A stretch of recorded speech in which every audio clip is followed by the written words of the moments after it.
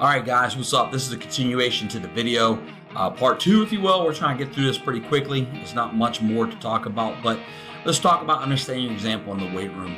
All right, first and foremost, when you enter a weight room, try to think of yourself as like getting to train rather than I have to train.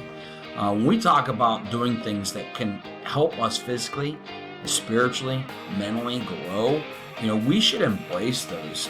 The weight room, I don't believe, is as challenging as maybe running hundreds out there in the heat. The weight room, to me, you can see the results every time you go in there and you put consistent effort into it. You can see the weight growing. You can see your body changing. We need to continue that trend throughout the season, because if we don't do it, we're going to lose it. And it helps us stay strong throughout the season, continue to keep us safe from injury as best we can. So think of it as I get to train. Be enthusiastic. When a weight room session comes on deck and it's part of the afternoon practice schedule, freaking get excited about it, because it's going to get other guys excited about it. Because a lot of guys go into the weight room thinking about things or doing whatever, and they kind of gaff it off for a variety of reasons, and we don't want to be those guys. Of course, as a leader, you want to be the guys hitting every set and rep with great energy and effort. You don't want to be a guy that's being chased around.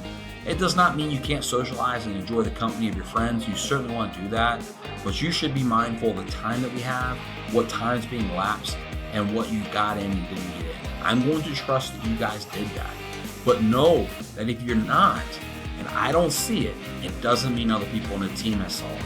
So you got to understand, when you are part of the leadership council, again, it doesn't mean it's perfect, but you got to know the coaches are going to be looking at you first to see if you're doing your reps, because if you're not doing your reps, then someone else doesn't believe they have to either. All right, so doing that's important. Following the workout entirely. If you got to make a modification because you're not feeling up to par, or there's an injury that you have, or whatever, or maybe you got an idea, maybe you want to try something different than what's prescribed on the chart for bicep curls. That's fine. Talk it over with the coach. That's, again, a leadership quality, because you're asserting yourself, and maybe there's someone else that wants to do it too. But think globally. When you decide to do something that's different or unique, is it going to be a distraction to everybody else?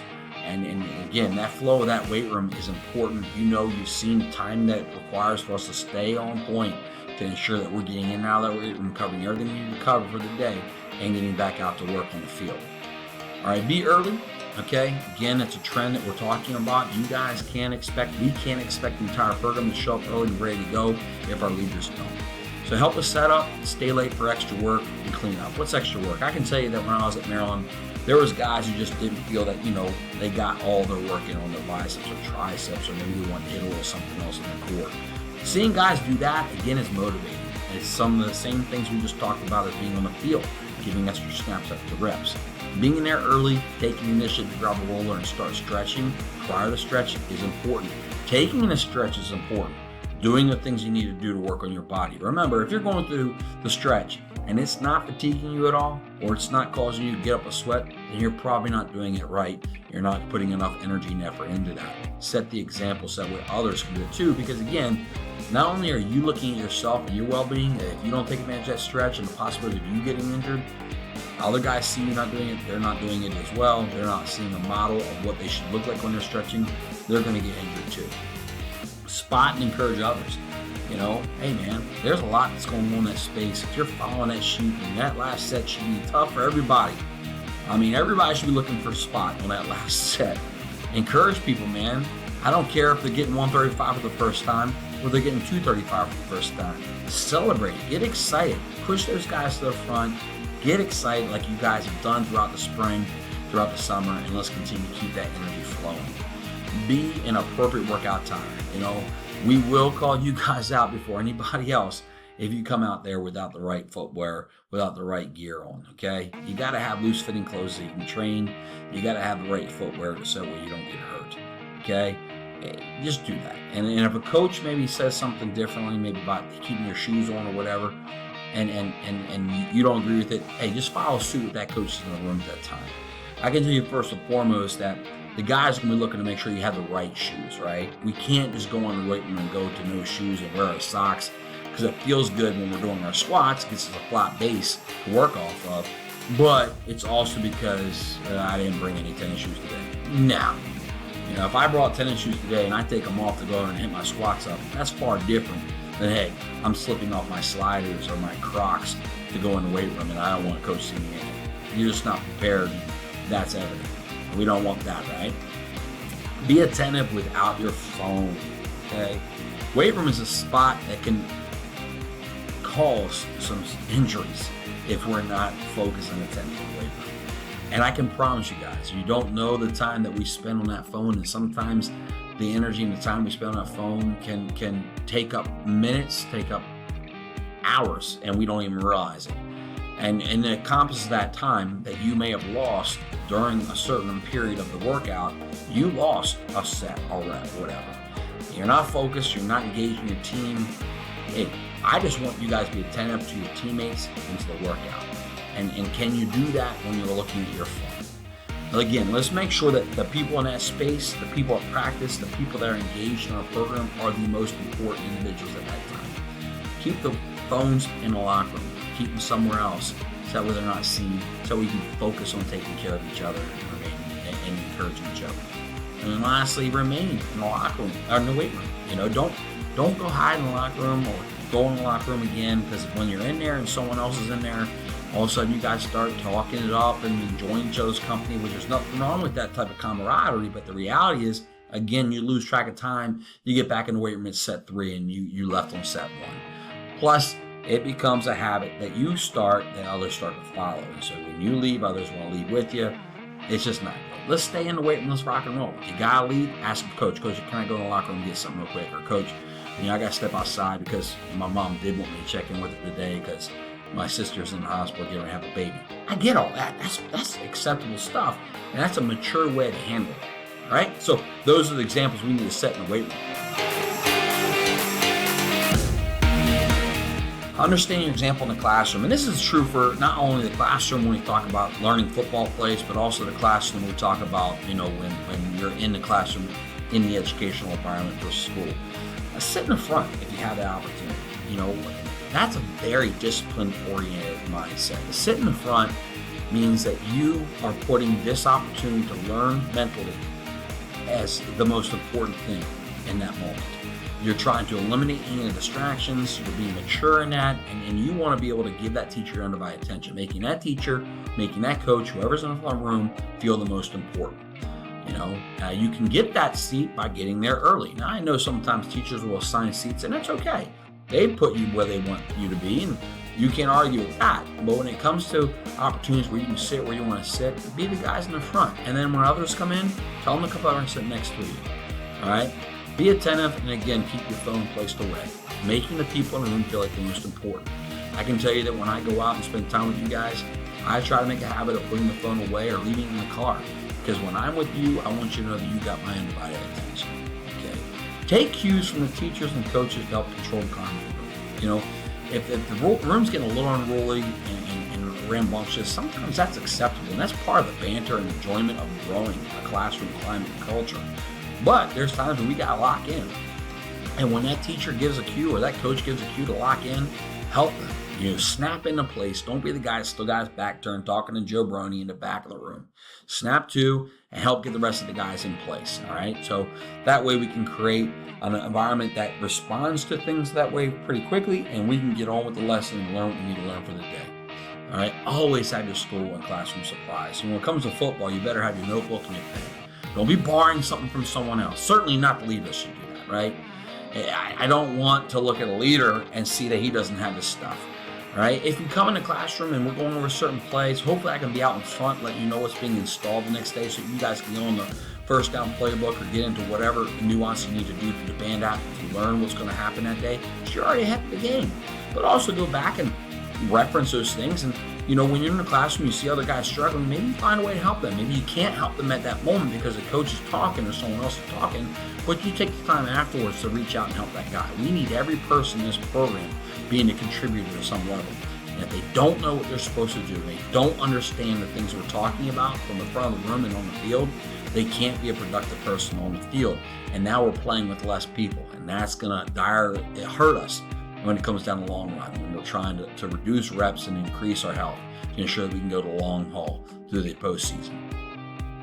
Again, be early, stay longer for questions. Ask a question that you may not have, but someone else in the room does. All right, and then of course, when you're always leaving the room, ensure the room is put back together prior to leaving. Make sure it looks good, better than you had it when you came in. And I didn't put this on there, but again, it is a underlying theme here. Just thank the teacher, the coach for having that time of the day. Give a positive greeting to them. Exit the room with a lot of enthusiasm and excitement as you move on to the next class, next period, or the next thing that we got on deck for the football program. All right, understand the example in the school. Okay, be aware of your language and company. We've talked about that before, right?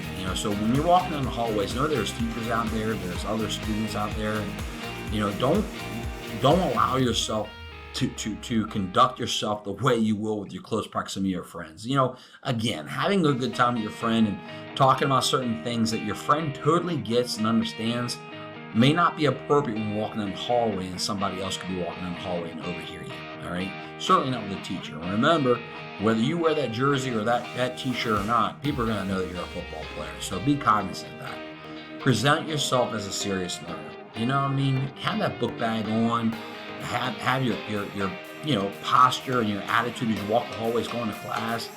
Be excited about where you're going, because I know not every subject is something that you guys are really pumped up to go there and listen to, but show people that academics are important, that you're here to learn. You want to become better at what you do academically, and that this academic experience is important for not only eligibility but what your future might hold. And so show up to school ready to rock and roll.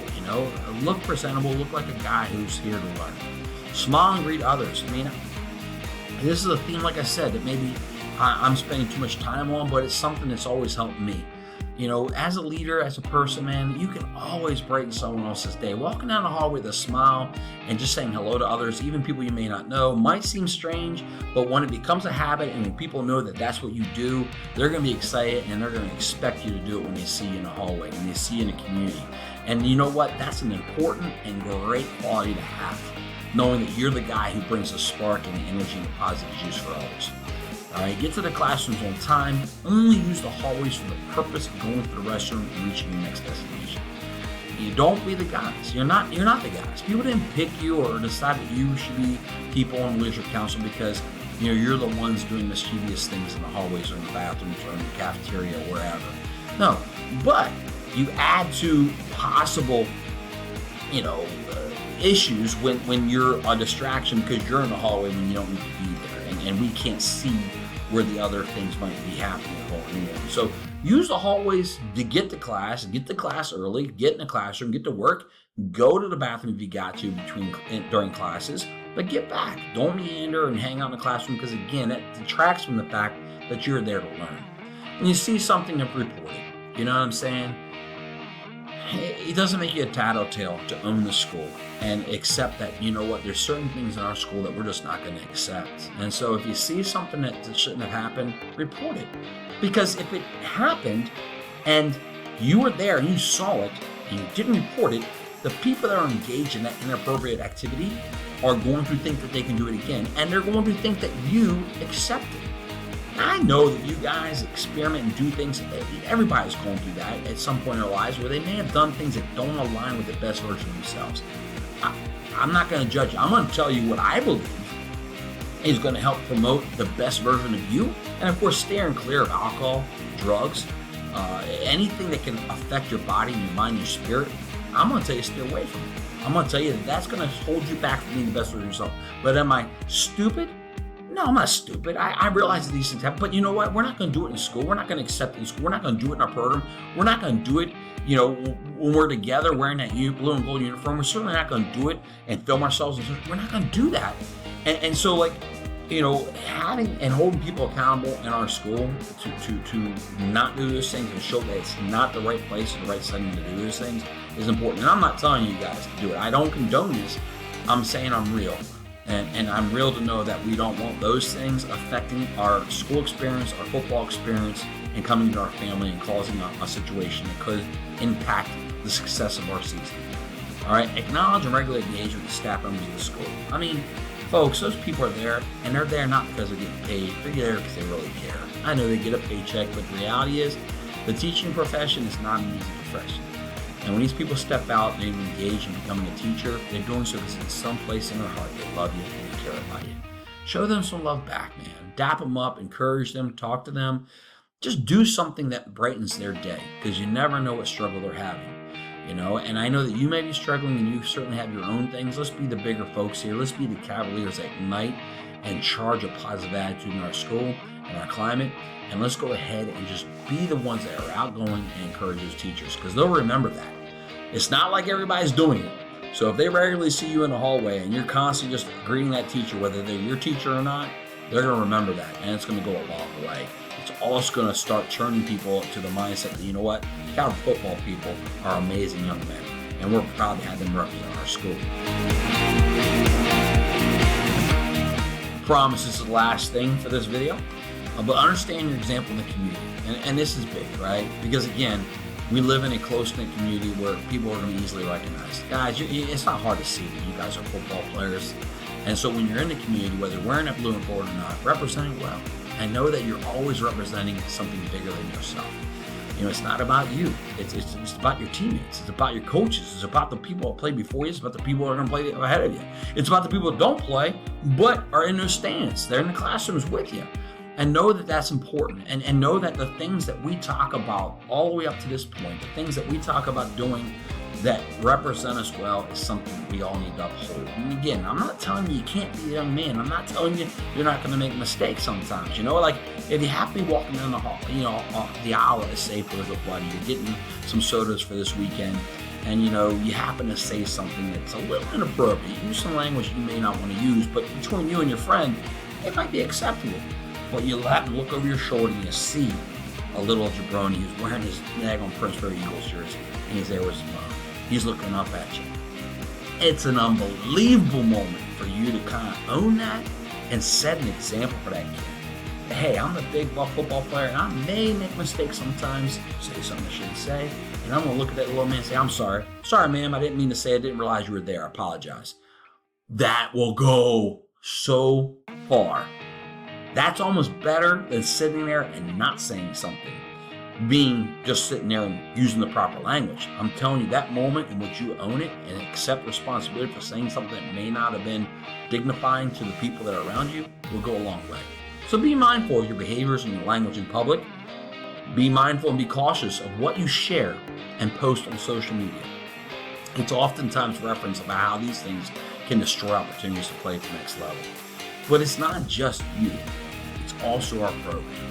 And know that whatever we share on social media is just not a reflection of you, but it's a reflection of everybody that wears that blue and gold with you. Every coach, every player, every person in the bleachers. I've gone through that before. You're representing the entire school community.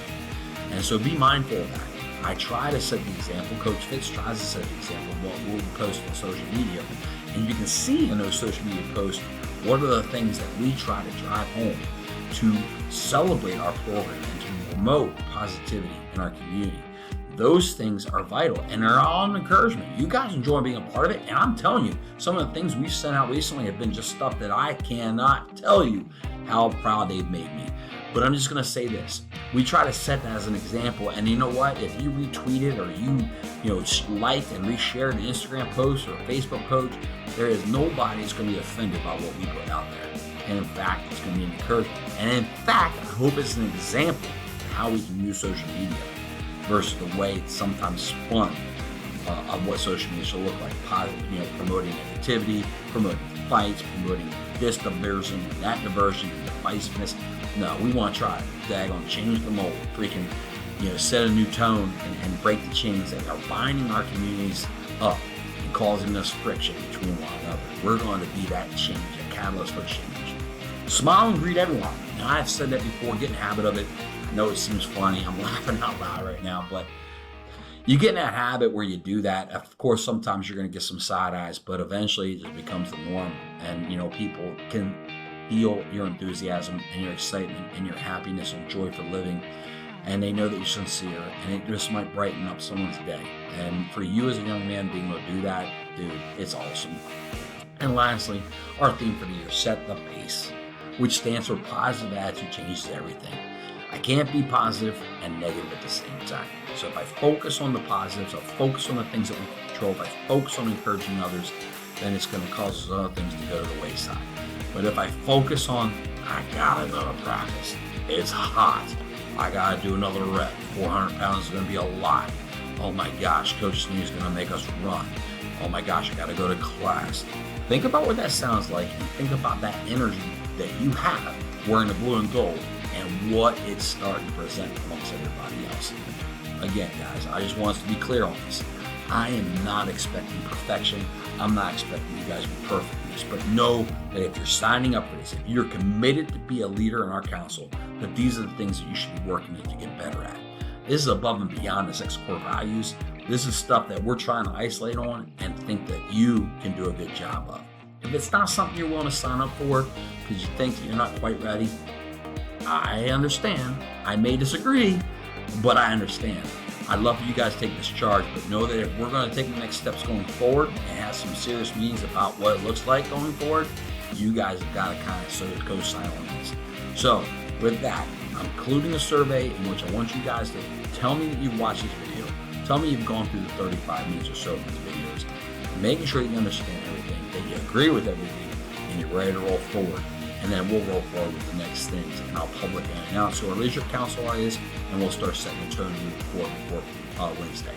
With all that, I'm proud of you. I love you, and I can't wait to see you soon. I'm out. Boom.